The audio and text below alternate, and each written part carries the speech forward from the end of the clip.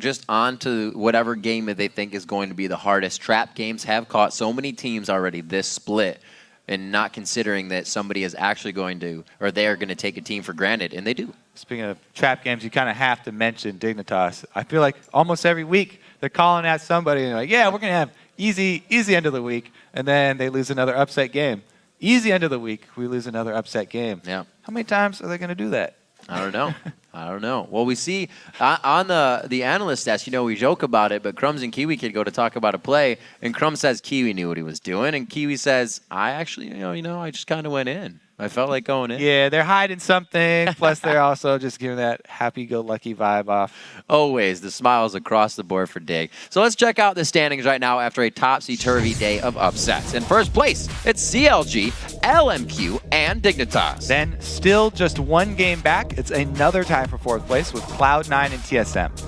Curse, the only team not in a tie, does hold sixth place now. Good for them. And sharing last, it's Complexity and Evil Geniuses. And if we're drafting our fantasy teams this week, here are a few names that would make up our first picks. In the top lane, it's Quas. He was instrumental in Curse's win over Counter Logic Gaming and a strong Kale game, applying good map pressure all over.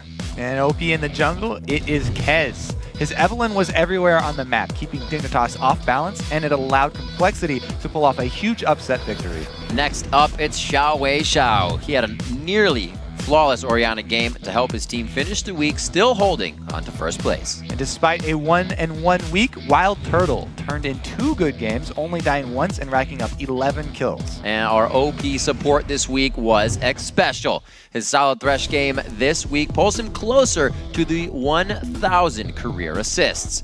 The player that would take the top of the podium this week is Xiao Xiao. Xiao Xiao bounced back incredibly well after LMQ's loss to CLG, and today he narrowly avoided falling to a high pentakill. We went back to Orianna, and a pick that has actually had a lot of teams in the challengers scene running scared. Yeah. And now the team, they've climbed all the way back into a 3-way tie for that first place.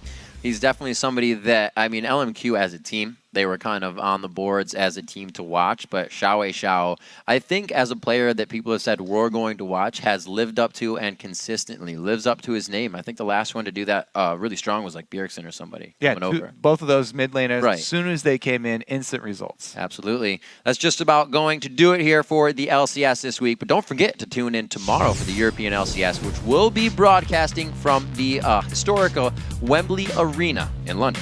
Yeah, playing first is going to be SK Gaming versus Alliance, followed by the Super Hot Crew taking on the Copenhagen Wolves. They'll also be serving up the European Challenger Series final between Ninjas in Pajamas and H2K. Then the North American LCS returns next week on its regularly scheduled Saturday start time, beginning with Team Solo Mid versus CLG. Then Complexity will challenge Cloud9, followed by EG versus Curse. As always, you can get the complete schedule on our website, lolesports.com. Now, for myself, Kobe, Freak, Jat, and the entire live broadcast crew, thanks for watching, and we'll see you back here next week.